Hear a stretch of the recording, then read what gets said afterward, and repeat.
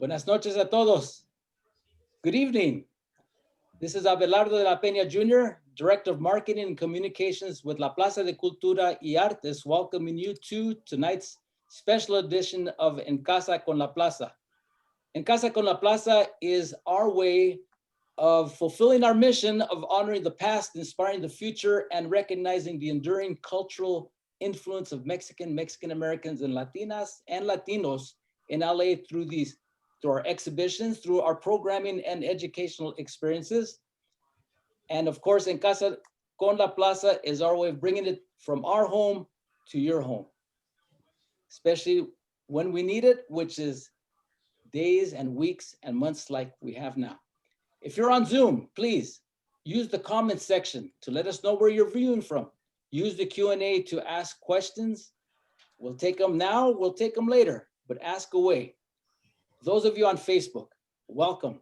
Make comments in the little box, ask questions. You can start a watch party just like I'll be doing soon. Thanks to our sponsors, SoCal Gas and California Humanities, and soon we'll have two more sponsors, PepsiCo and Kaiser Permanente. Thank you so much for your sponsorship, for helping us out. Now, without further ado, let's bring the man of the hour who's been so busy these past few days, few weeks, Dan Guerrero. Come on up. Hey, how are you? Am I there? Am I on? Who am I? Where am I?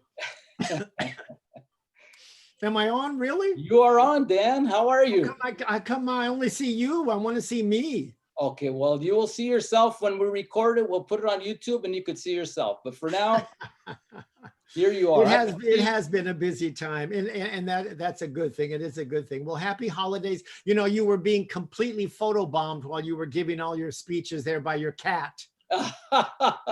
He went up on the chair. I think he flipped you off. Then he jumped off the chair. Then he went out. So anyway, well, we finally made it to the holidays by the skin of our teeth, all of us, right?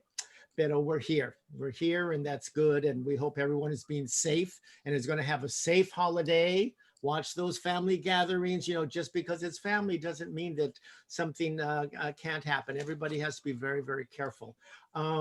It's been a challenging year, but I'm grateful that we've had this time together with our happy hour because we've had a good time, right, Abelardo? We certainly have, Dan. It's been from the very beginning. You've been with us, and I appreciate what all you've done for us, and as do all these people that are tuning in now from places like Santa Fe, from deep South Tejatzlan, from and somebody from Kalamazoo. I saw somebody from Kalamazoo. Yes. That's Michigan, right? Hey, Kalamazoo. Yeah. I also, the happy hour's been, we only started it in June. I mean, barely 6 months, but I want to thank all my wonderful, wonderful guests. I'm going to read off the names real fast. Don't worry. It'll be quick.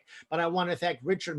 This is an order of appearance. You know, egos of people. You don't want to get into trouble there. So this is an order of appearance.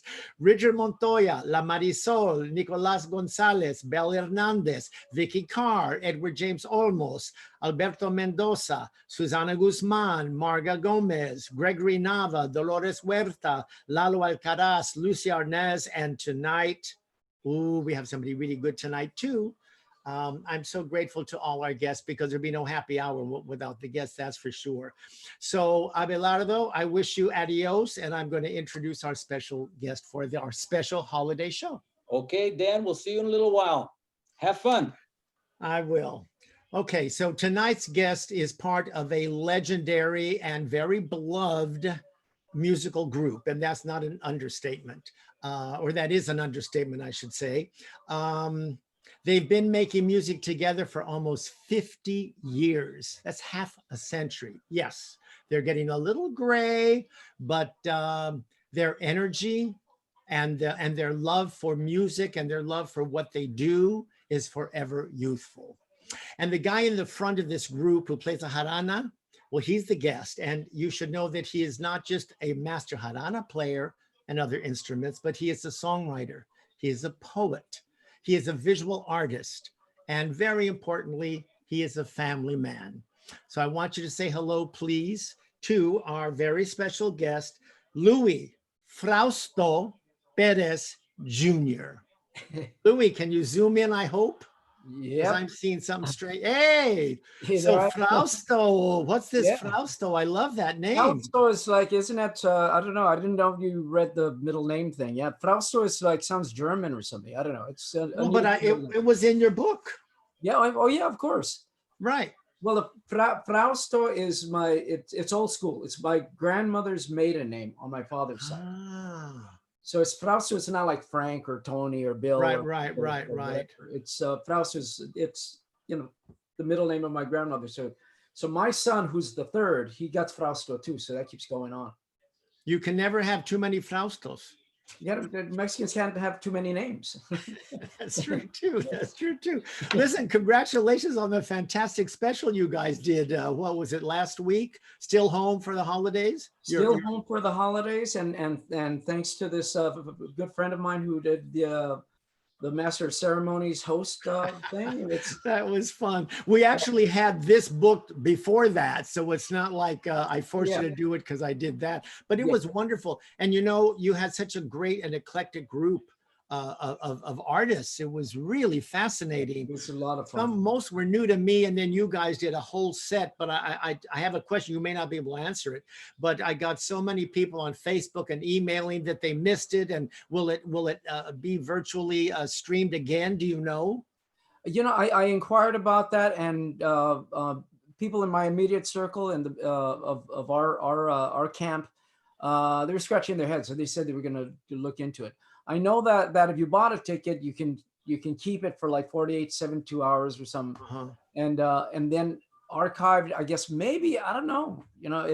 If I was thinking of it purely as a capitalist, I would say that you would go back into the archive, and you'd be able to pay like $5 and see it again. I don't know.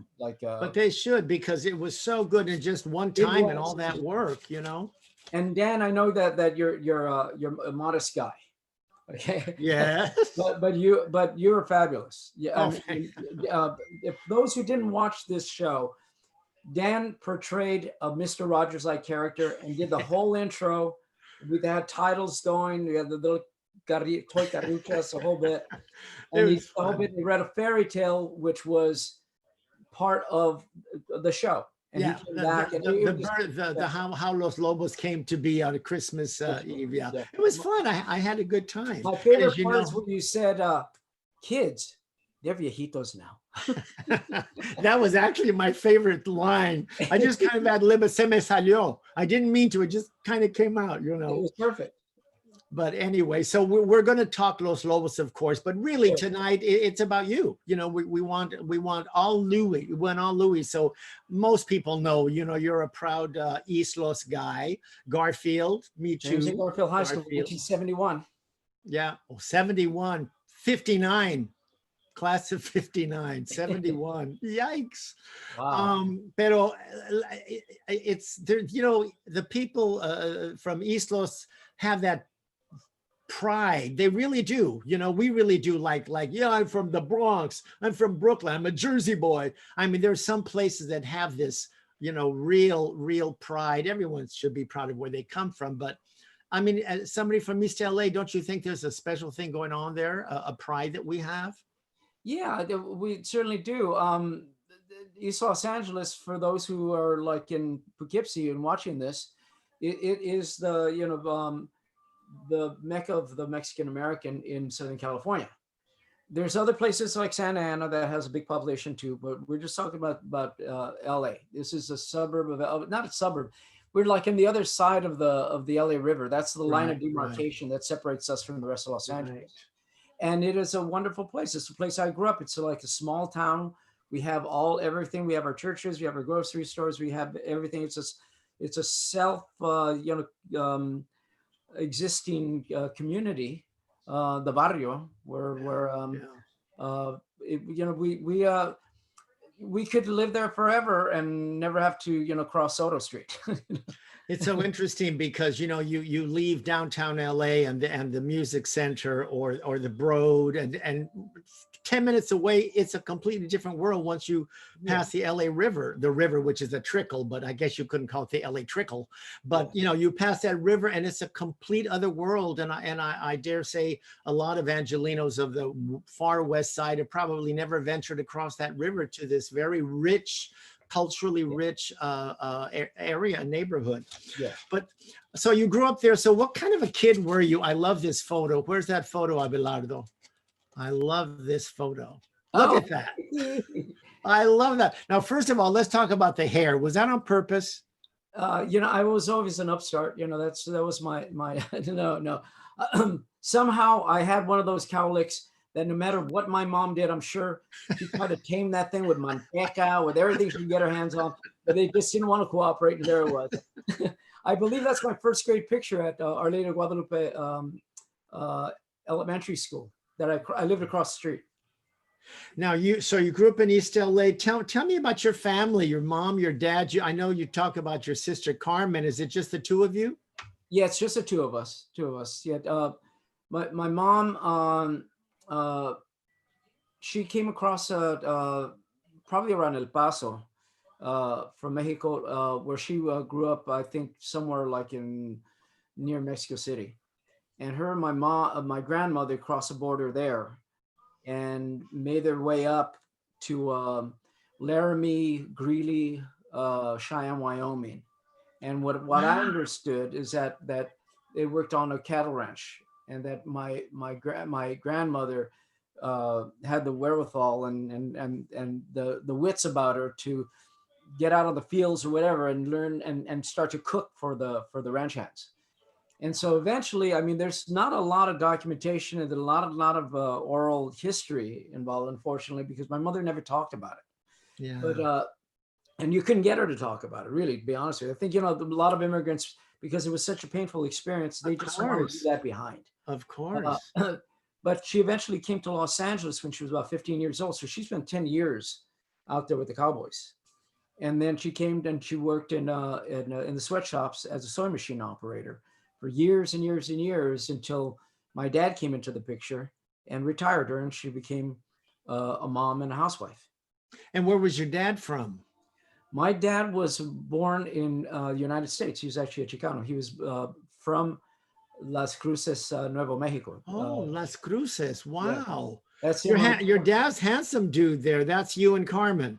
Yeah, that's me, my sister, and we're wearing our Guadalupe elementary school uniforms. Hers is a green plaid, and mine was a beige shirt with a brown corduroy pants.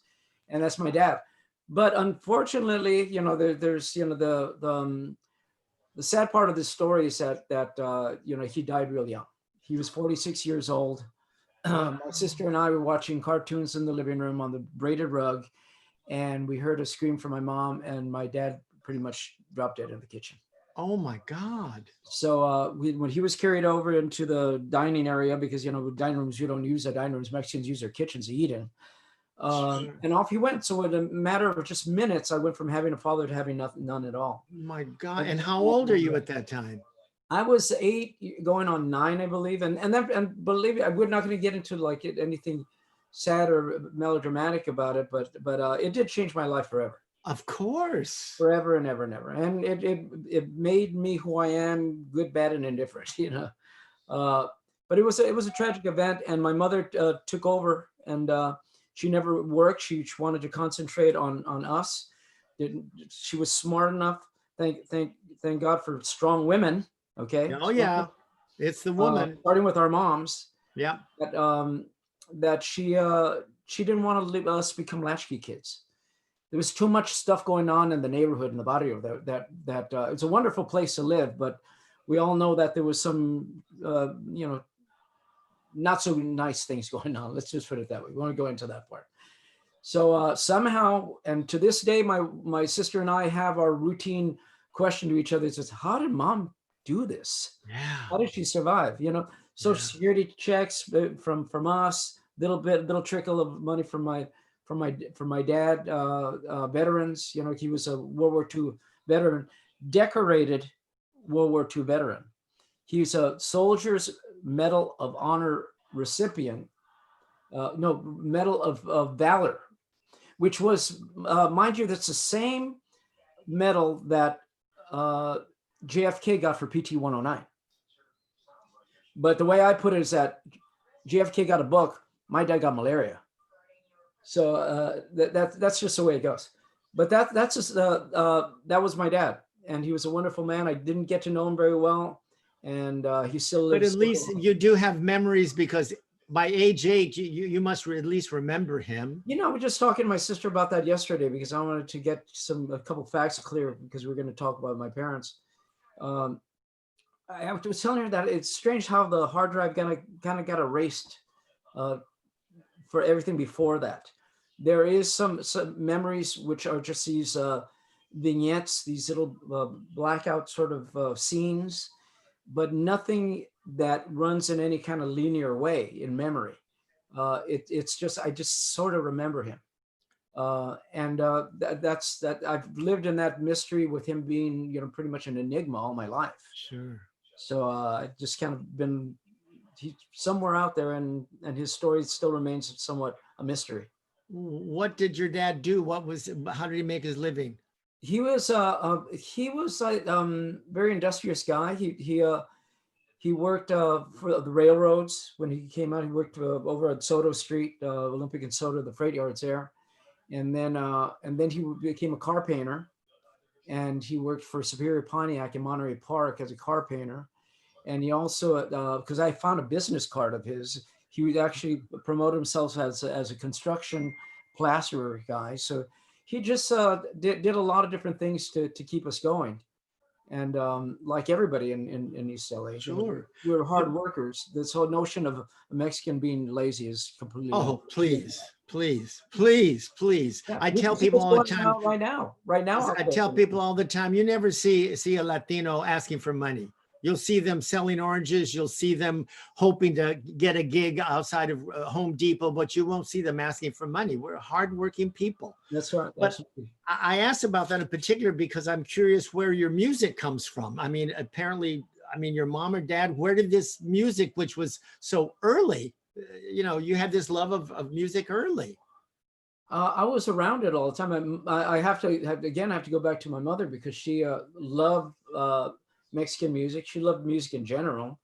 Part of some of the fallout from growing up in Wyoming was that she loved country music. And I don't know if Dan, you remember in those Saturday afternoon country music marathons sponsored by Cal Worthington or whatever. Sure. She used to watch those, and she loved that. But her love was the rancheras. She played those rancheras and then she listened to Elenita Salinas on KWKW on the radio.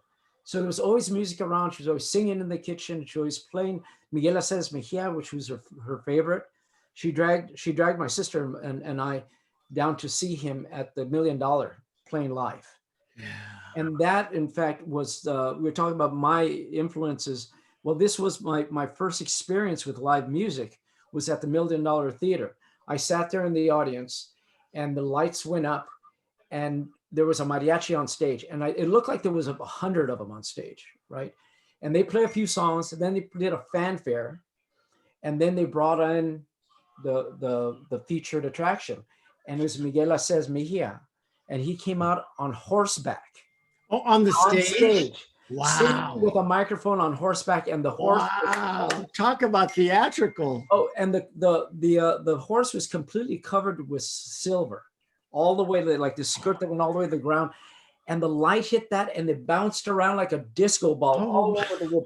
So that was my first experience of live music. It was like surreal. It was like a Dali painting. It was like so unreal. That was my first experience of live music. But those are those things that stayed with me, and the music that played around me, until I finally got tall enough to reach the knob on the radio, and I discovered rock and roll. I was able to change a channel. Wow. Now you were an early rock and roller and had your guitar, and I should say guitars. Look at this. Oh yeah. Oh, I was well on my way then. Wow. But now, so you're still into rock and roll there, and your mom is playing Mexican music in the background, right? Yeah. So, but you're strictly rock and roll, and you also were playing the drums. We have this great photo of you playing? How did the drums? Were you doing the guitar one lead to the other, or? Well, we're kind of dovetailing a little bit into like Los Lobos history. The Right. only reason why I play drums, that's me right there. That's at the Channel in Boston. It was a club there. And I play drums. I'll tell you why. I was a guitar player. I fooled around with drums. When David and I first met, we used to borrow drums and we used to make recordings, and he played drums, I would play drums, he played guitar and that sort of thing. But when Los Lobos finally went from being a traditional Mexican, playing folkloric music, and we became electric. Right. They looked around the room and I guess I showed up to rehearsal late one day and I became the drummer. There you go.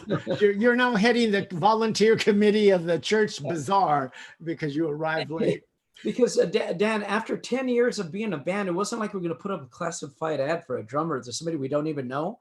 So instead, being the family unit, which is all about Mexican culture, we decided we're not going to hire some stranger. So why don't we just make one? So I was the one that became the drummer. So I've had a really unusual musical career. Well, and you were a drummer. We have a clip here, a short clip.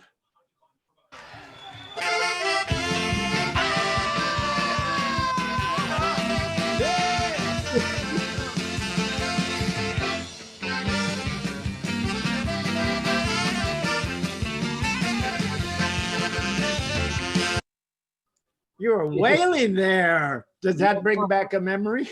That sure did. Wow. Yeah, but I had the energy and the youth to be able to do that. If you put me up on drums for that to play like an hour and a half set, I wouldn't be able to make it. Wow. Yeah. Wow. The energy. But the thing is that, okay, so my mom was one that bought me my first guitar because I showed interest in wanting to play music. So it just didn't happen. And rock and roll obviously followed that. My mom, I think what she was doing was her own version of youth diversion by buying me a guitar because I was interested in it. Because otherwise, she saw, she wanted me to get wild in the streets, even though I did anyway. But at least I had a little bit of a tether with the guitar and music. Well, the drummer, this is a very smooth segue because this is our holiday show, right? Right. So since you were a little drummer boy, get it?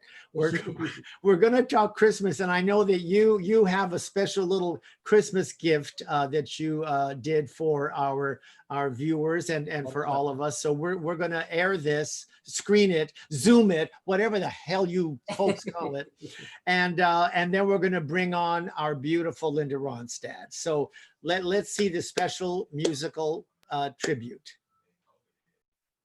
By Lalo Guerrero. 'Twas the night before Christmas, and all through the casa, Mama was busy preparing the masa to make the tamales for the tamalada and all the ingredients for the enchiladas. Papa in the front room with all the muchachas was dancing the mambo and doing the cha-cha. My brothers and sisters were out in the hall listening to Elvis sing rock and roll. When all of a sudden there came such a racket, I jumped out of bed and I put on my jacket. I looked out the window and out on the lawn was my old Uncle Pedro with a mariachi San Juan. He ran in the casa and grabbed the guitarra and yelled, ay, ay, ay, Guadalajara, Guadalajara. I was starting to wonder as I lay there alone how old Santa Claus was to visit my home. With all of this noise, they would scare him away, when all of a sudden I heard someone say, hey, Pablo, Chuchito, Gordito, Jose, get up there, you guys, if you want your hay. And what to my wandering eyes did appear, 4 cute little donkeys instead of reindeer. They pulled a carretera that was full of toys for all us good little girls and boys. The fat little driver waved his big sombrero and yelled, Merry Christmas, Feliz Año Nuevo. That means Happy New Year in Spanish. And then I heard him sing, I am Santa's cousin from south of the border. My name's Pancho Claus, and I bring you your order. I heard him exclaim as he drove past the porches, Merry Christmas to all, and to all buenas noches.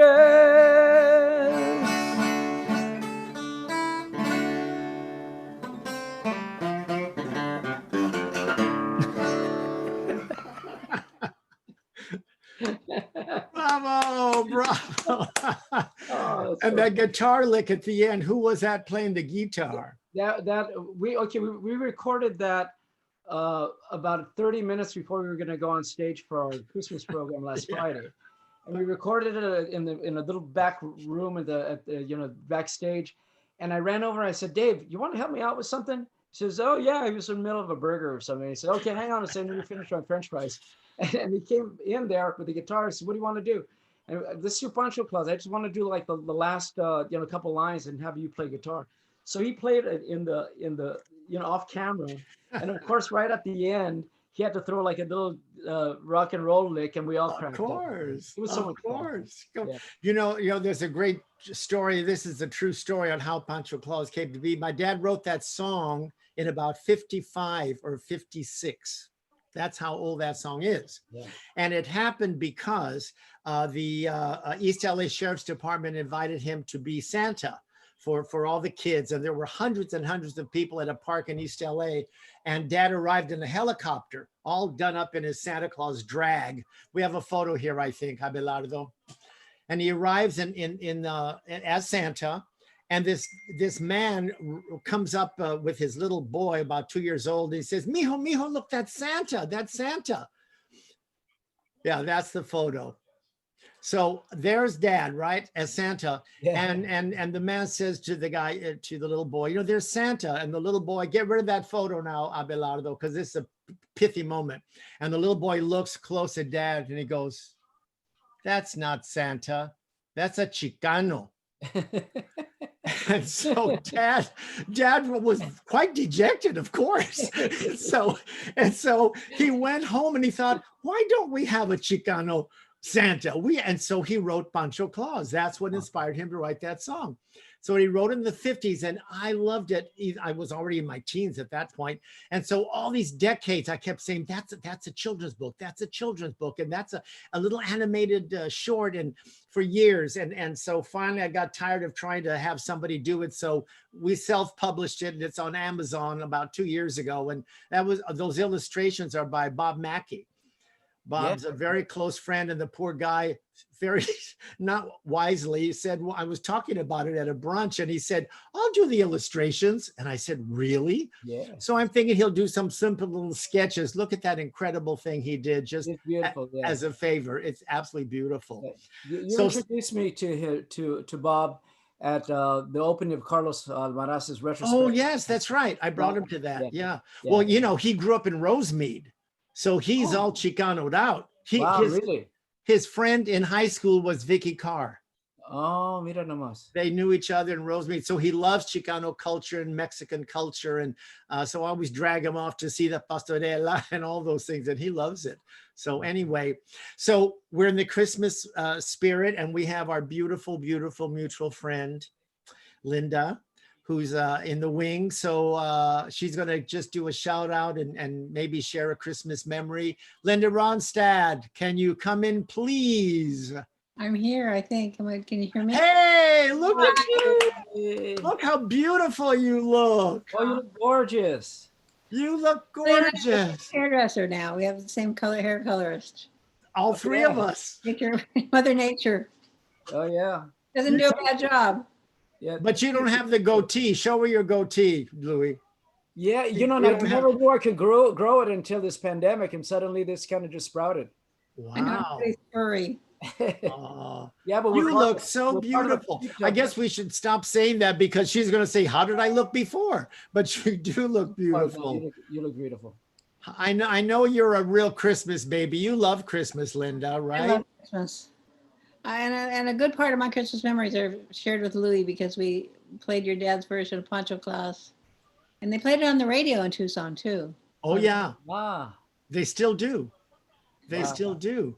I know you and Los Lobos, Louie, you guys worked together on Luis Valdez La Pastorela years ago, but you probably didn't work together, right? No, we didn't, but I remember that really well.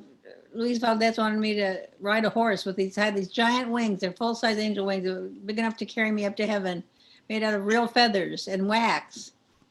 And he wanted me to ride a horse, and I've ridden horses all my life. And I said, it was a real windy night. I said, I'm not getting on a horse with wings. On a windy night. Mountain lion and coyote in the vicinity. we were standing next to this pit that was the flaming pits of hell, and it was just a bunch of fire things down there in the bottom of this pit. The wind was blowing my wings. I was afraid I would catch on fire and just become barbecue because these things were strapped to me under my costume. I never would have gotten out of the wings in time to keep from burning alive. Don't ever put yourself in the care of a movie director. They'll make you do kinds of harebrained things that will risk your life. Well, you were a wise woman not to do it. A flame and windy night and feathered wings, not a good trio there. And not getting paid, all of that. We may have gotten $80 or something like that for the night. I know. He's got that voice, that brutal voice that can make you do anything. He asks, I will obey, master. I hear you. I think my favorite Christmas memory is that the family always would carol, and we knew all the old songs, and we knew all the parts, all the 4 parts. And we start in the living room singing them. And then we go, oh, this is good. We have to take it somewhere. We were just little. We go to my grandma's house, who was on the premises. She was just a short walk away. And people forget how cold it is in Tucson, but it gets down in the 20s sometimes, at least in the upper 30s. We'd be out caroling, and the cold air and the sound of those pretty carols. And then we go down to the Ordway's house and carol for them. And then after 1955, they built a subdivision in Tucson, Winter Haven, and there were enough people who could go carol in the streets. But when I was little, there were no streets. No, that's a beautiful area where the ranch was and you grew up. But you're such a big family. There must have been Christmas music, English, Spanish, and your mom being a Gilbert and Sullivan fan. I mean, there must have been all kinds of Christmas music going on.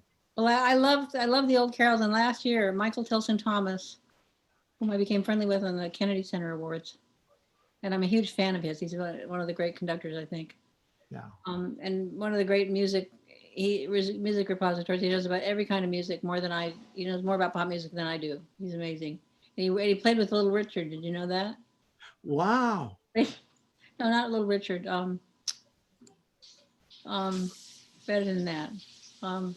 Nobody's better than Little Richard. Oh, Brown. James Brown. He played with James Brown. Wow, He was one of the famous Flames. Can you imagine a classical conductor playing for James Brown?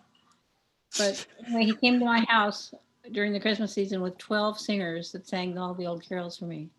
They're in San Francisco? San Francisco came to my house and brought the choir to play. Wow. Now, there aren't many people that can say that. Well, I was thrilled. It's one of the outstanding Christmas memories of my life. An hour of beautiful heavenly music. Oh, wow. Wow. Now, you did a Christmas album a few years ago. I think we have it's called A Merry Little Christmas. Look at that. Well, the reason I did it is because I love singing with the choir so much, and I'm not a choral singer. I didn't have a handy choir to play with unless I hired them. So I did the record project, and I didn't even sing solo. I just sang with the choir. Is that true? Well, you love harmonizing. You love harmonizing. It's your favorite thing. I think everybody should sing with the choir. And I've got it all recorded now. The record company had to pay for it. That's fantastic. Records to pay for it, but it was the way to do it. Was it, Los Lobos did their very first Christmas album just last year, Llegó Navidad, and the two of you, it must be very difficult to choose what Christmas songs you're going to do, because there it is, Llegó Navidad. How do you choose, of all the millions of Christmas songs, the things that you grew up with that were favorite? How did you choose yours, Linda? I choose ones I learned in Catholic school: O Magnum Mysterium, O Come Emmanuel, Lo How Roses Are Blooming from the Oxford Book of Carols. I like all the old ones. Older the better. Louis went to Catholic school. Did you learn those songs, Louis? I heard them. Well, I lived across the street from our Lake Guadalupe school. That's why I went from the 1st grade to the 8th grade.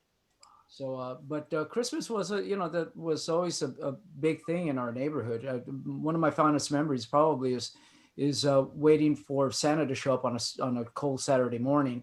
We'd sit around, all these kids be in the street, and then you hear fire engine, and he'd show up on the back of a fire engine, and he'd throw out like stockings that had like an apple, an orange, and a bunch of hard candies. But we loved it. We loved it. We threw the fruit at each other and we ran home. Wow. Well, you had a small family. You just had one sister. Linda, you had 87 family members at your house. Well, we had all the cousins and all the aunts and uncles and all the grandparents sang too. Wow. Wherever we'd go to carol, they would sing with us. Wow. So we'd expand the choir. And they all knew the parts too. You know, the parts are the parts. You have to learn them right. There's 4 parts. You can't sing the wrong note or you get crowded out. I always sang on the soprano line, which is the melody, so that was easy. I don't read it very well. You're going to have a nice, safe Christmas. Not as many people as you have a quiet Christmas anyway, with just close family and close Well, I had friends. invited my Central American cousins from El Salvador, and then I realized that was a bad idea. Oh my God. Are they coming? No, they're not. They decided it was a bad idea too. They were coming as of December 4th, they were coming. And then I just thought, oh, this is craziness. Yeah, not a good time to be traveling, that's for sure. I figured if they could avoid getting it in El Salvador, it'd be a cinch to avoid it here, but maybe not a good idea. Not a good idea. Not Flying a around. good idea. Not a good idea. It's gonna be us. What? Just gonna be us chickens for Christmas. I mean, a small Christmas. It'll be fun. It won't be like having to feed a cast of thousands. Yeah. Turkey Yeah. for us. And even your because you usually have quite a few people over for Thanksgiving, so that was low key as well. There were only 6 of us. That was really fun. Yeah. We invited the people who cooked. Everybody sat down to eat. The cooks. Now I know that Louie and you and Los Lobos all know each other, but aside from your having done music for Pastorela, have you guys worked together? Have you worked together? Well, I couldn't figure out a way to insinuate myself into their band when I first heard them in the 70s. I was so smitten. I was too shy to come back and say, well, I want to be Mexican with you. You wouldn't know that I was Mexican. Oh, you were welcome anytime, Linda. You know that. Huh? You're welcome anytime. You know. But I didn't know that. I just felt too shy to come backstage and just try to crash in on your party. No, it was great. I loved your music so much. I've loved it all these years. We've been great. But we did get to do the mariachi festival together, and that was cool. Yeah, that was fun. Yeah, it was really great.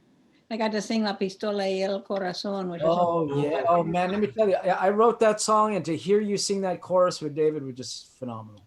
that song just killed me. It was the story of my life for such a long time before I retired from it. I'm retired from that business now, but La Pistola y el Corazón, that was it for me. Wow, thank you. That's a huge compliment, Linda. Thank you.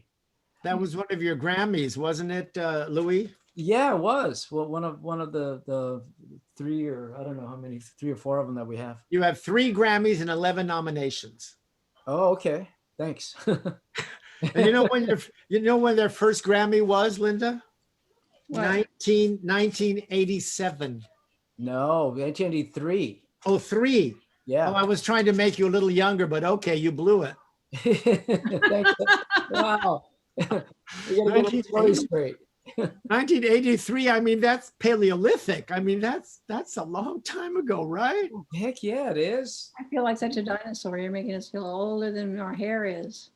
But you're still young. You two are still young. Well, I want to be old like you, if that's old. I want to be old like you too, right now. Oh, Let me tell you, being 80, it's shocking. I went to my eye doctor just 2 days ago. I said, something's wrong with my eyes. Look at these bags. Look at these bags. It must be drops I'm putting in. And I swear to God, she looked at me. She goes, that's fat. That has nothing to do with the drops. It's fat. And she has the nerve to give me the name of somebody who'll suck the fat right out. They make a little incision. They suck. I'm like, it was horrifying. Yeah, I was so stunned.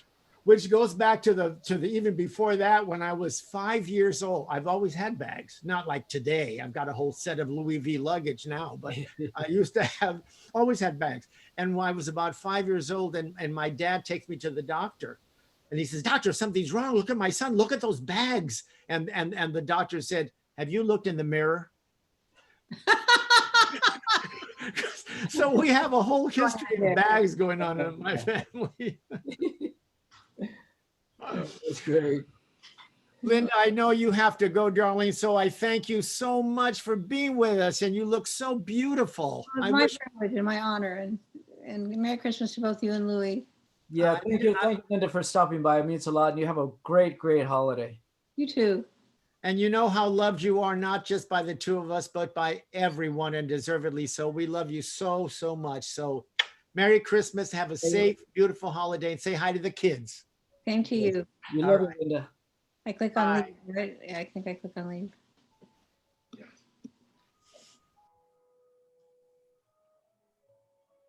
She looked gorgeous, right? It was great. Wow.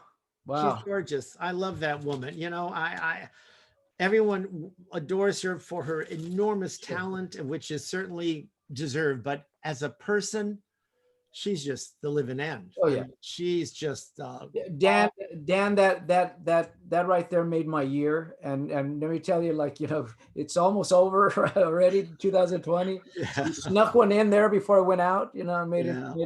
it great. So It that was a good Christmas. My Christmas gift to you. Thank you. You know, I Remember- hadn't seen her in a long time. As a matter of fact, you were talking about the Christmas record, Llegó Navidad. We were in East LA recording it because that was kind of the thing about this record. We went back home for Christmas to record this record. Oh. And we got a call from Mr. Dan Guerrero saying, you know, if we would like to come down and sing a song, do a song at this Abelardo and everybody over there at Plaza had put together this event to honor her. Uh-huh. And so we literally looked at our watch and said, okay, we got to go. Mondo had a big black van or a Escalator, one of those SUVs. Yeah. And we jumped in the van. We got on Brooklyn Avenue and we went straight down. Well, you notice I said Brooklyn Avenue. Sorry. Yeah. No, it's always Brooklyn. Always going to be Brooklyn. Okay. Always going to be Brooklyn Avenue. And we shot straight down there. They were waiting for us. He opened the gate. We pulled up. We walked up on stage. We said hello to Linda, hung out for a little bit, did our song, said bye, got in the van, and went back to the studio. I knew you were I produced that night. So I knew that you were in the studio, but I didn't realize it was that Christmas album you were doing. Yeah. We took a break just so we can go see her and give her our best and to help everybody honor her legacy and everything. That was a great night. La Marisol and Luis Valdez and Dolores Huerta. Dolores was there. Oh, and that wonderful singer that was the granddaughter the daughter of Pepe Aguilar and the granddaughter of Antonio. Yeah. Oh, what a voice she had. She was incredible. She's 15. No. Yes, 15 years old. Now maybe 16. Yeah, great pipes. Sweet girl too. Yeah, sweet lady. Wow, really good. I didn't know she was that young. Yeah, Pepe Aguilar's daughter and Antonio, her she had it was a great night. Oh, that's funny. I didn't realize that. I remember you guys were in a hurry, but but we did it. All right, so where are we? I have to pretend I know what the hell we're doing. I have a little scribble notes here. Okay. Oh, I know what I want to talk about. And then we're going to talk Los Lobos. I'm going to talk about this. Can you all see this? Yeah. Right. This is fantastic. I just got it a couple of weeks ago. Good Morning Aztlan, the words, pictures, and songs of Louie Perez. And it is beautiful. Now, it's not an autobiography, and yet it reveals a great deal about you. Why did you feel you wanted to write it? And what is it you want people to take away with it? What I love is a lot of your artwork is in here. There's some beautiful pieces. I love this one. Look at this little cat. Can you see him? Right. Tell us why you wrote it. Tell us why you wrote it, Louie. I got approached by a friend of mine who's a painter in Tijuana, Mexicano, and he said that he had mentioned me to this woman who's a publisher in Mexico City, and said that, oh yeah, he's a friend of mine, and she said, wow, would he ever consider doing like a book, a facsimile of like maybe a sketchbook or a notebook or something? And so he approached me with the idea, and I thought to myself, well, let's see. I called my good friend Luis Torres, and I ran it by him, and I said, well, Luis, I don't have Harper's Road knocking on my door, so why? Maybe I should just run with this idea. and I got this idea of doing kind of like a career retrospective, like just everything, you know, like throw it all in there. It's sort of like not really a memoir, but like a chronicle of like songs. So there's 100 song lyrics in there that were retooled so that they read better on the page. And then there's a bunch of drawings and paintings that I've done over the years. And there's also some essays. There's an introduction by Luis Torres, who helped edit the book. And then there's an essay by Dave Alvin, Marta Gonzalez. There's a text interview with a friend of mine from the East Coast named David Greenberger. And there's a lot of stuff. And then it ends with this beautiful piece that my wife wrote when she was in graduate school. Mary. Basically, yeah, Mary, my wife, Mary, about the immigrant experience, but through her eyes and seeing us on the road, because in a way that Los Lobos were kind of like migrant workers, because we go all over the country doing what we do, except we don't, you know, we're not on the fields, we're on stages around America. And so she wrote this great thing, and it was years ago. We thought it was really appropriate, and it ends with that. And everybody always talks about that piece, and I go, "Hey, well, what happened to the rest of the book?" You know, never mind her. How was I? Yeah. So that's how. And by the way, so who ended up publishing the book was Tia Chucha Press. Sure. That is my dear friend. Why am I Luis Rodriguez? I lost it there for a minute. And all the proceeds for this book, whether you buy it on Amazon or you buy it over at Tia Chucha Press online, all the proceeds go to the cultural center out in the valley. That's fantastic. My dad sang there once at Tia Chucha. Oh yeah, yeah. I went for a while. I remember that. So that's the story on the book. I love this cover of art. What was this inspired by? That's a small little painting that I did probably just a few years ago, and I did these two ladies as they would be, you know, hanging out of the backyard, kind of over the clothesline, kind of just you know, chismeando. And then I finished it, and I looked at it. What is it missing? What is it missing? Oh, I stick a couple cigarettes in their mouth. Oh, that's what I was going to ask you. You don't see cigarettes anymore, hardly. So anyway, it's a wonderful, wonderful book. It really. Thank you very much. Yeah, still available. You can get it through Tia Chucha Press, or you can find it on Amazon. But buy it direct, because they get more money out of it. That's great. That's great. That's great. Okay, I guess we have to talk about Los Lobos, right? Oh, them. No, of course. My brothers. Of course. Well, that's the thing I want to ask, because it's true. It's what, almost 50 years you're together, which can't, look at this. Look how young you were. Oh God, yeah. That was very late. That's about 1980. That's much later in our career. That's when that is later. Oh yeah, much later. Yeah, this is when we're just making our transition from playing traditional music to playing electric music again, because we're rock and roll musicians to begin with. Right. Then we had this revelation, and we started playing traditional Mexican music, and we put away. But tell people, Mijo, what the revelation wasn't it that somebody's mother had a birthday and you? That's exactly right. Yeah, there was somebody's birthday. Okay, first of all, I'll preface this with a little backstory. Of course, in East LA, there's Mexican music playing everywhere. And it always was like the soundtrack of us growing up, playing in the background. But we were rock and roll kids. We didn't pay much attention to it. Sure. And I was listening to musical theater. We didn't care what our parents were playing. No, of course not. So what happened was that it was one of our mom's birthdays, and we decided, let's do Mañanitas. So we dug out a couple records. And then we started listening to like the next track and the next track and the next track. And we started listening to another record, because all these records existed at our parents' houses. We just pulled them out and listened. And we realized that musically, it was really challenging. And then we heard guitar players, like the guitar player from the Trio de los Panchos, that the requinto player was blowing away Eric Clapton and Jimmy Page.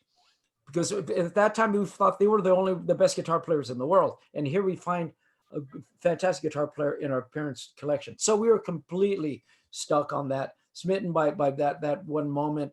And we decided to put away the electric instruments and spend all this time full time into playing traditional Mexican music, and we did that all the way until 1980 when we started transitioning into switching over back to electric music. Oh, look at that! Yeah. That was really early out. If you see the date, it's 1978. Yeah. That's already we had already been a band for like about 6-7 years already. But that was put together by Luis Torres and Jesus Trevino and David Sandoval. They put that show together, and and Carmen Zapata was the MC. Carmen. And if you notice it was $4, like all the money in the You world. were overcharging, mijo. I'm sorry, we had to try. We're trying to make the rent that month. I remember the name Chico Sesma. He was a musician, right? He was a musician and then became a radio personality. And, yeah, I remember his and name. the rest escapes me, to tell you the truth. Yeah. So that starts. So you actually went from rock, then into the Mexican, and then you got very inspired for a while with the punk rock scene. Yeah, after when we played Mexican music, which seemed like all wrong. It wasn't certainly not a career move, So for young people, and of course we confused the heck out of everybody, because our musical peers and people of our age group were confused why we would be doing that. They're trying to get away from that, and then our parents and the ancianos and all of the older generation couldn't understand that these guys with long hair and beat up jeans and flannel shirts were playing traditional music, playing their music.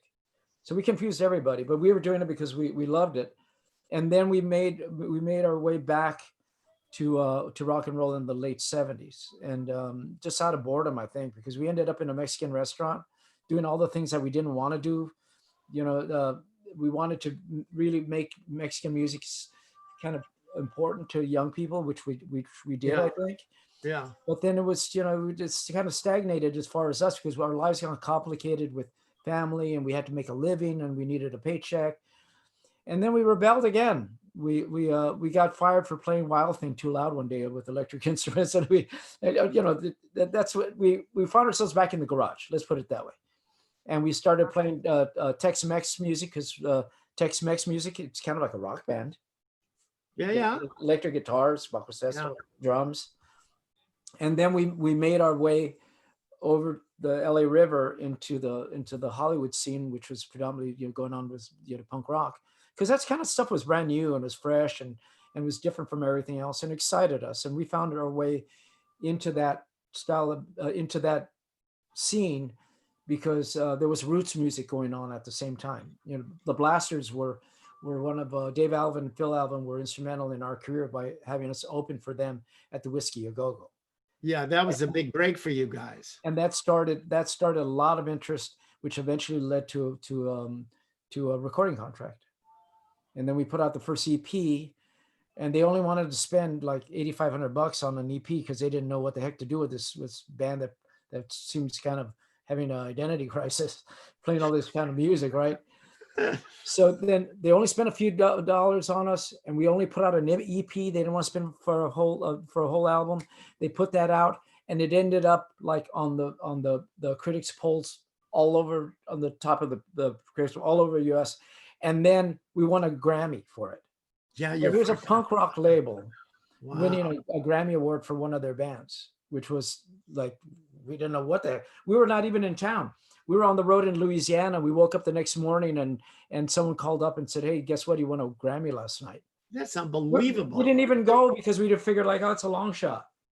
And that was your first album, even though it was an EP. An EP, yeah. And then the next thing we did was Warner Brothers came in and they took over the small punk rock label and brought us over to them. We put our first LP out, which was Will Survive. And that one, again, ended up, actually, we were tied for Band of the Year at Rolling Stone magazine that year with Bruce Springsteen.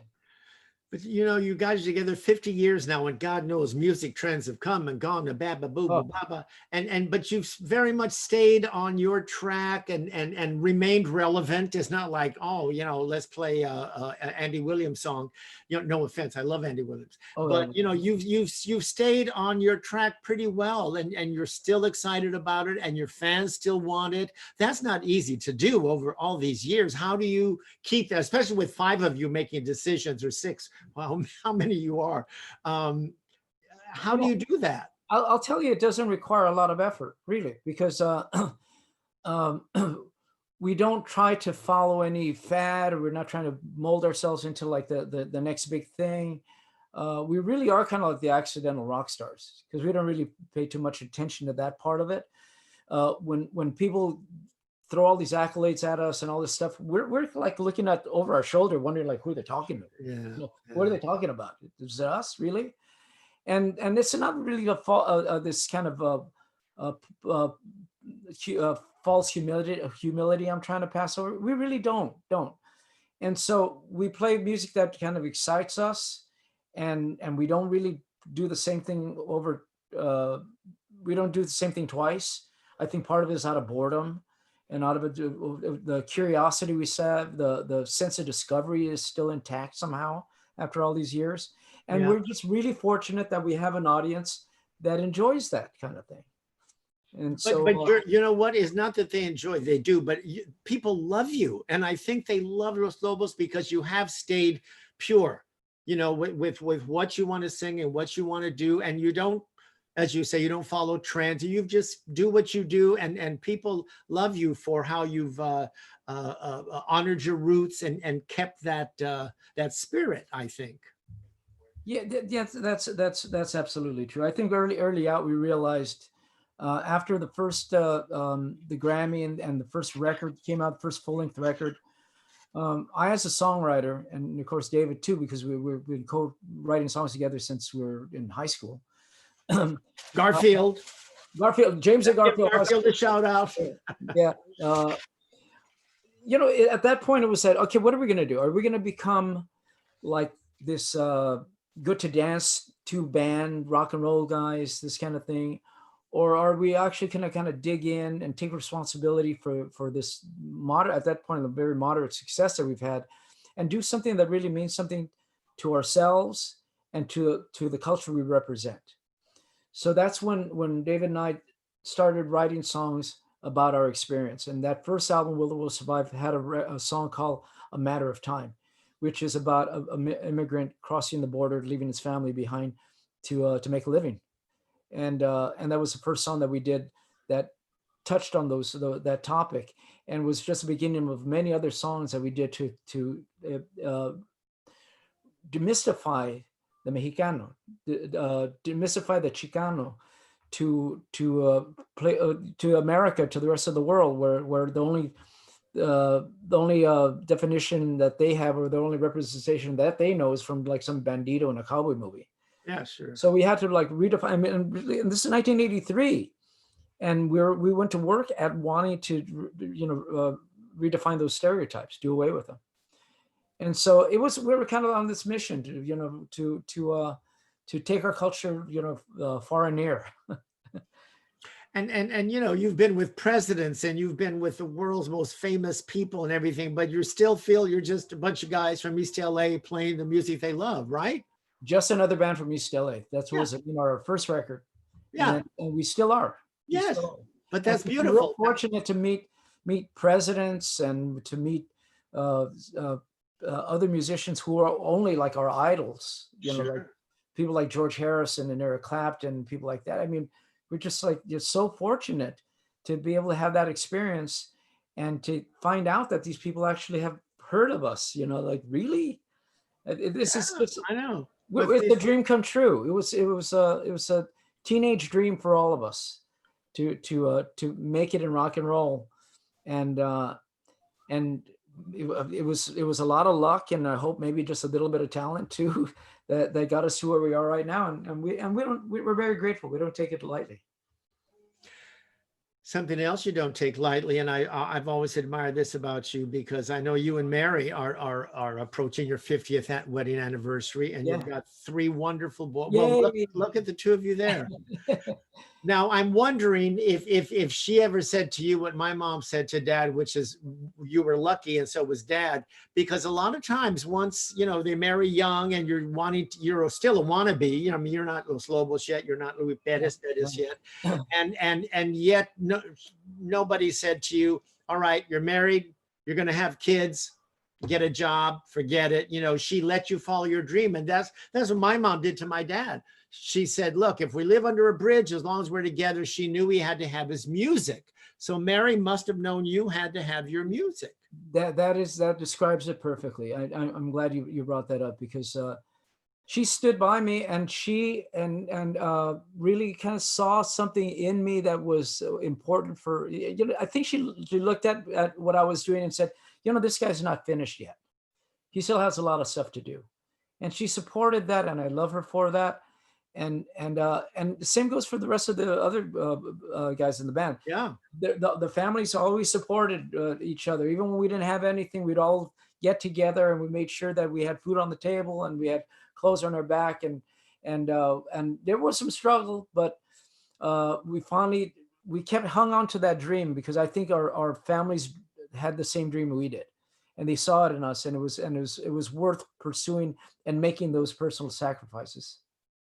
and So they we're are grateful to them. Yeah, you know, you're right. Because Dan, you know, how many musicians or how many people you know that there's like a guitar or a saxophone collecting dust in a closet, and then somebody say, hey, Dad, what's that? Or Mom, what is that? Oh, never mind about that. That's something from way back in the day. Yeah. That was another person altogether. Yeah. Which is, it's sad, because, you know, everybody should have these kind of opportunities. Unfortunately, our people are a victim of the disproportionate you know, the opportunities are not around all the time for us. Or the support, you know, because it's hard. I mean, my dad would be going on tour 6 weeks, a few times a year. You're on tour all the time. Oh, the God, kids have a birthday. That it takes a special person, a special woman to understand that, and to I love Mary. I love her for it. Look at those boys. That is boys. First of all, let me say that's the best photo ever, because each of those guys, you totally see who they are in this. Oh, you absolutely do. You absolutely do. That's my oldest son in the middle by Mary. That's Lewis, and on your right is Matthew, and on Mary's right, your left would be John, who's in the next room right now, doing something, who knows, but those are my boys, and they're all in the arts. They all have BFAs, and well, actually, my middle son has a BFA. My youngest son is a video game designer. My middle son is a storyboard artist, and he actually graduated with an MFA in screenwriting. Wow. And my oldest son is the rebel. He's the tattoo artist musician. Which one is he in the photo? Which was the photo? The far? Which one is the tattoo? Yeah, we got the picture of Abelardo. Can we bring that back? Is that the one in the far right? That's him right in the middle between Matthew. Oh, with a little. Oh, he's. You see his tattooed arm around Matthew, my youngest son. Yeah, that explains why he's trying to look so innocent. Because he's really the rebel. Well, I want to salute Mary. Let's toast Mary. Okay, let's toast to these wonderful people who support us in all our artistic endeavors. Yes, absolutely. This is ginger ale and cranberry juice, by the way. This is really water, not vodka, but oh boy, that's good. Delicious. Put it all together for me. I've been seeing all these questions pop up, and they're fascinating. I saw Murrieta, and I saw Mark Roberts, and I saw my friend Mady Julian, and Abelardo, can we answer some questions? Oh, probably should, yeah. Oh, sure. Louie, we're not goodbye yet, but I just want to thank you so of course much. not. This has been fantastic. I hope you It's had been fun. I lots of had fun. fun. Thank you. Thank you for that. No, thank you. So let's get some good questions. Okay, I'll go ahead and look for some. Here's Louie, have you mentored other young musicians directly, and tell us about it. Directly, like one-on-one, like an instructor, nothing like that. But I have been involved. I get in front of kids as often as I can, just to kind of just tell them, my story, and somewhat wanting to inspire them. That somebody who kind of grew up in the neighborhoods, just like a lot of them, have if they have a dream, they have to work really hard at it in order to obtain that. And just trying to be a role model and having a good time with the kids. They have a lot of really great questions. Well, here Donna Moreno is asking, Louie, did you really meet George Harrison? Okay, yeah, okay. I'm gonna have to tell the story. Okay, we were in Tokyo, and George Harrison's big show that he would do was playing at the Budokan or something. And we're in Tokyo, and we're on London Records. Believe it or not, they're distributing London Records, so we're on that label. And they got us tickets to go see George Harrison that night. So we went, and then they gave us backstage passes, and then the record company people that were looking after us, they left for the evening, and then we went back there and we're like wandering around like in the back of this arena, kind of these caverns, and we didn't know where we were going. And we look all the way down the hall, and we see a woman walk by. And she double takes and she yells down the hall, says, "Los Lobos." And he said, "Yeah." And she waves, "Come this way." And it was Olivia Harrison. Oh, yeah. Chicana. Yeah. Said, "No, come with me. Come with me." And she took us right back. And George was leaning up against this wall and right by this doorway. And we walked up and it says, "George, look at Los Lobos." He goes, "Wow, Los Lobos, fantastic." And he shakes our hand. Then he turns around and he looks into the room, and he says, "Hey, Eric, Los Lobos are here." And Eric Clapton was playing like foosball. And he looks up and he's got a cigarette dangling from his mouth. He goes, "Hey, Los Lobos, how are you doing?" So we're just like saying, "Oh, wow, pinch me. Is this actually happening?" Yeah. That was our encounter with George Harrison. So yes, thank you for that good question. All right. Olivia's great. I see some questions here too. I never knew I could. Nancy Los Santos wants to know what happened to the three Louis. Oh yeah, the three Louis. That's interesting. Luis Rodriguez, Luis Torres, and myself. We were doing this thing where we would get together on stage and have a conversation, the three of us, in front of an audience, and it was just like about us, about whatever. It was just like a conversation. It was hilarious. Actually, it was kind of like comedy. And Roberta Martinez, my friend, who she sees every week, she says about your son. I don't know how she knows. She goes, "He does beautiful tattoo work." That's my son. Yeah, Roberta Martinez must have a tattoo. I don't want to know where.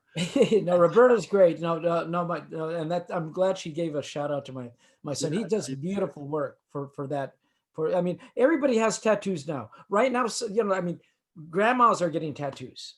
Right now they're not, but you know what I mean. Oh yeah. No, you don't want to tattoo a granny. David Grinspoon says, "Out dreaming about green shoes, haircuts, and cake." That's David Grinspoon, who's astrobiologist. Oh wow! Yeah, he helped land the Mars rover. That guy you're talking about right now. Wow! Good friend of mine. Wow! He's a good friend of mine. Matey Julian wants to know how many of Los Lobos are Spanish speakers. Myself, because I learned from my grandmother, because my grandmother lived in that little back house I described to you. I think I described that became our clubhouse, but the little house in the back, and that was I hung out with my grandmother because my dad and my mom didn't speak English to us, and then I hung out with my grandma, so I learned how to speak Spanish. Caesar is the other fluent in Spanish, and everybody kind of get around a little bit.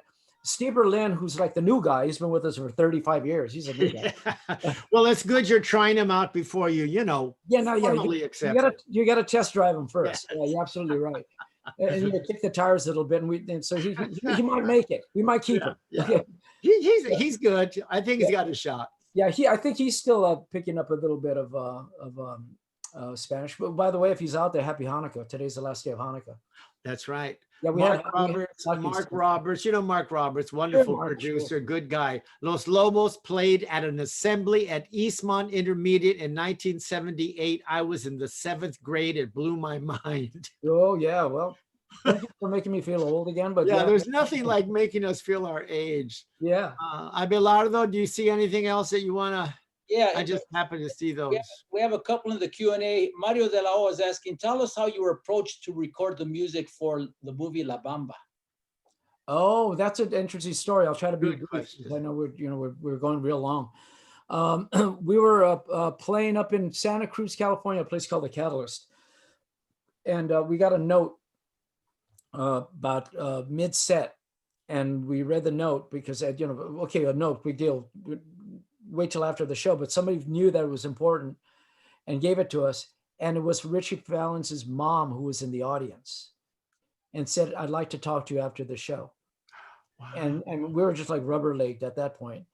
And we went and talked to her. She invited her over her house the next day, where we had a typical Chicano meal. We had Colonel Sanders' fried chicken and beans and rice. And we sat there and she talked to us, and we met her Richie's sisters. And she said, Mijo, they're making this movie on my son. I want you to do the music. And we said, like, wow, okay. And so that's how we got to doing that. And, wow. And of course we did it because for her and for the legacy of Richie Valens. And we never knew that it was going to do what it did. We became a worldwide quadruple platinum bestseller, hit song all around the globe. And so that was huge. We didn't expect that, but we did it because, again, accidentally, we did it because it felt right. Some of the biggest things that happen in one life are quote accidents. If there is such a thing, maybe it's divine intervention. Yeah, true. Peter Murrieta, of course. Wow, you're listening. Yeah, he says, I love this. My 2020 is made seeing Louie, Linda, and you having this chat. That was fun, the three of us. It was. Yeah, it is. It is. Abelardo, there's lots of things for Linda here. We'll send those to her. Lots of people saying how they love her. But Dan, something we did forget. My sister Carmen. I can't forget my sister Carmen. Yes. We haven't mentioned that to her. She's my sister. We made it through all of this stuff together, through the thick and thin, tears and joy. She lives in Queens now, because the Perez's are kind of got a little bit of wanderlust. We kind of wander around a little bit, and she always wanted to live out there. And she's in Queens now. And she's my dear sister, and we're the last of the two of this batch of Perez's. And so, you two really did weather the storm. And since she's your older sister, she must have been very protective in helping you get through, which was obviously a very difficult thing for her as well. It was absolutely tough. But yeah, we made it through. And of course, if it wasn't for my mom and the hard work she put in, I don't know how she sent us to Catholic school. I mean, that cost I think tuition was $15 a month. I mean, that's a lot of money. Right now you can laugh at it, but in 1963, that's serious dough. And she put me in. She tried to do everything. She put me in baseball. Of course, that didn't go anywhere. The coach came down and said, "We're having a little problem. Your son's afraid of the ball." And I said, "Well, Mom, they're throwing this thing at like 90 miles an hour. Of course, I'm going to run the other way." I love that. She did all those things for us, and she tried her very best to just give us everything that my dad could have done. Yes, she tried to do it herself. Yeah, but it's the women. It's the women. I'm telling you, the women. I can't wait till they rule the world. There's more and more in those positions. Yeah. And your dad. We of course we didn't mention that the Lalo's nightclub was literally down the hill from my house. You told me once that you used to, after your mom fell asleep, there was a hot dog stand or hamburger stand with friends. You would go through my dad's, the parking lot on your street. I cut through the parking lot to go to Troy's burger stand on the corner of Eastern Avenue in Brooklyn. That's right. And his club was set back with a little parking lot in the front. That's right. And I used to go into the driveway on Brooklyn and exit Mariana Street, was that it? Yes. Mariana, and then go up Hamill Street up the hill back to the house. Yeah. You wonder, what are you doing with that little ketchup stains on your t-shirt? Yeah, on your Schwinn. Do you have that My Schwinn Schwinn. already? Yeah, my Schwinn, that she bought me. Where she get the dough for like a Schwinn God stain? bless No her. idea. God bless her. Yeah. Abelardo, anything else popping out? No, that's we got a whole lot, but we are running out of time here. And speaking of women, Dan, why don't you tell us? You've been a great guest, Louie. Thank you so much. And this is your second appearance on En Casa con la Plaza. We had Louie on, maybe our third session back in April, where we had a conversation about the music biz and with the pandemic, how things were going, what things look like. And it looks like Los Lobos have really not taken advantage, but been able to continue bringing your music to your fans through this virtual means. You're doing drive-in concerts. You're keeping the music alive, and we really, really appreciate that so much. And La Plaza de Cultura y Artes appreciates it as well. Los Lobos were our award winners, the Pobladores Award for 2020. Oh yeah. Every year we do have our annual gala, and Los Lobos were one of two honorees along with Castulo de la Rocha. And if you go to our YouTube site, where you'll find this entire recording, if you came in late, you'll find this great conversation with Dan, Louie, and Linda. But you'll also find our entire Pobladores Award, which includes a 3 song set by Los Lobos, done especially for La Plaza de Cultura y Artes and all of you out there, including a beautiful rendition of Matter of Time by La Marisol. Yes, yes. We love La Marisol. If I may add that if you want to describe what the award actually was. Yes. And I still have 4 of them that we need to distribute to the boys. This is it's a beautiful portrait done of Los Lobos, a group painting done on a giant flour tortilla. Okay, here we go. See if anybody can see that. All right. Oh God. Well, that's good. You can't say it isn't unique. It's a miracle. Yeah. Jesus, it's a miracle. Los Lobos appeared on a tortilla. Never mind the Virgen de Guadalupe. You've got Los Lobos on one. Yeah. We have to say hello to our Kalamazoo guy. I'm obsessed with him. Jay Bowman, B-O-W, or is it Bowman? Oh, yes. He's a good friend of mine. Okay, well, he's in Kalamazoo sending you greetings, you know. Yes. You mentioned La Marisol, who we all love, of course. I was going to ask you, we'll do it quick because we are out of time. But with the new music landscape and all that's happening and all the new, especially in the Latino, young Latino world, U.S. Latinos I'm talking about, what groups do you, and I don't want to put you on the spot on who your favorites, but simply who do you listen to and who do you like of the younger groups or individuals in our world? Well, there's been a surge over the past, I don't know how many years now, I would say maybe 5 years, where it's really kicking up, you know, with bands like Chicano Batman and, you know, like the other groups. Of course, they're now who are like veteranos are groups like Quetzal. Yes. And also Motley and bands like that. And these are bands that are really kind of taking, you know, we've passed the baton to. Yeah, and they're doing incredible music. They're doing it not necessarily what we did, which was traditional Mexican music, but they're taking it a step further and doing hybrid versions of that.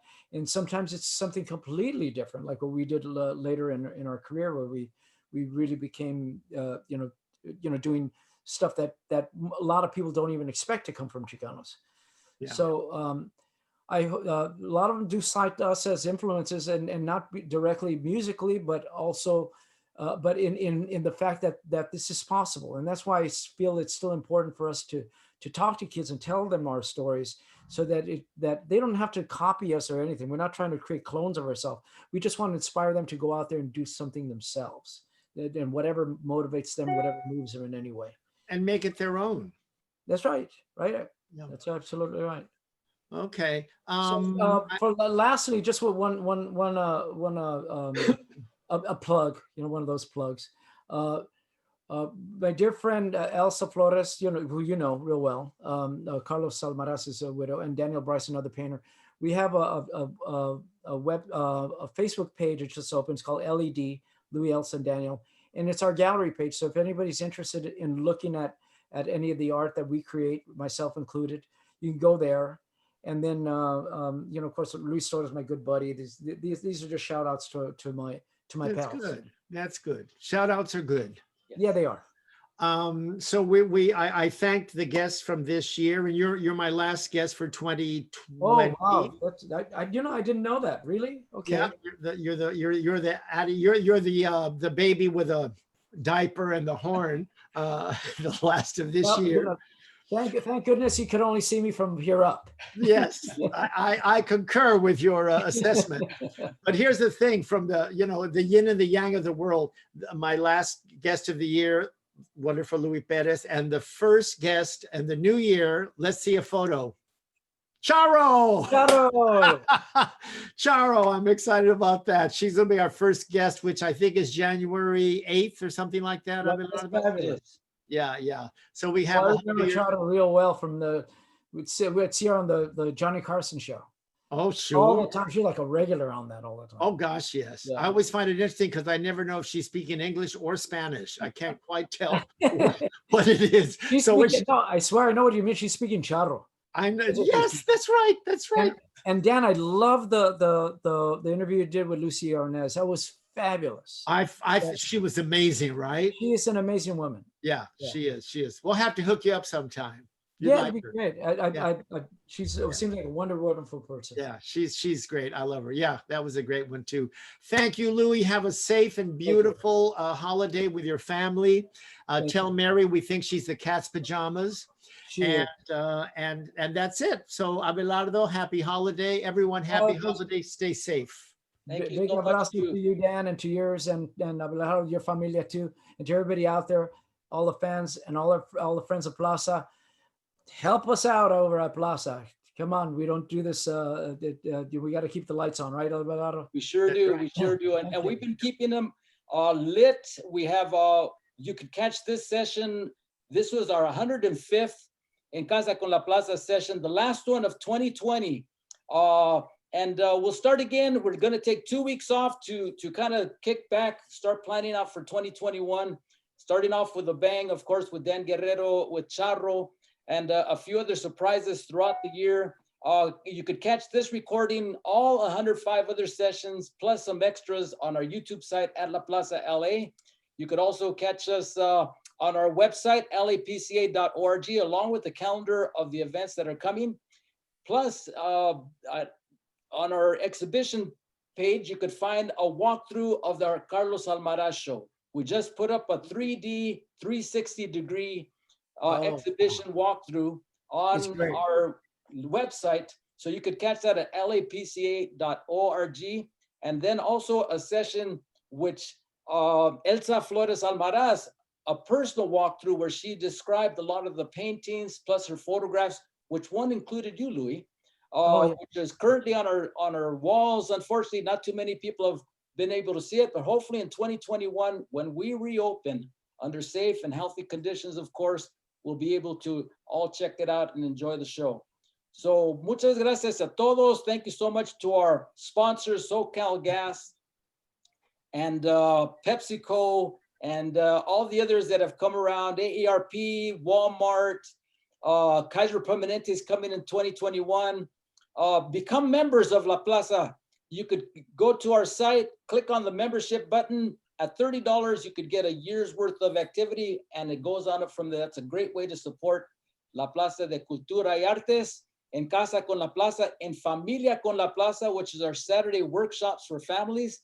Tomorrow at 10:30 on our YouTube site, it'll premiere, and everything that's what we have in store for you. Thank you so much. Feliz Navidad, happy holidays, happy Hanukkah. Y nos vemos. Happy Hanukkah, Jerry. And I'll drink after. I'm still on the Here's job. To you, Louie. Here's to you, Louie. Bye-bye. Bye, everyone. Happy holiday. Abrazos a todos. Gracias. Adiós a todos. Bye.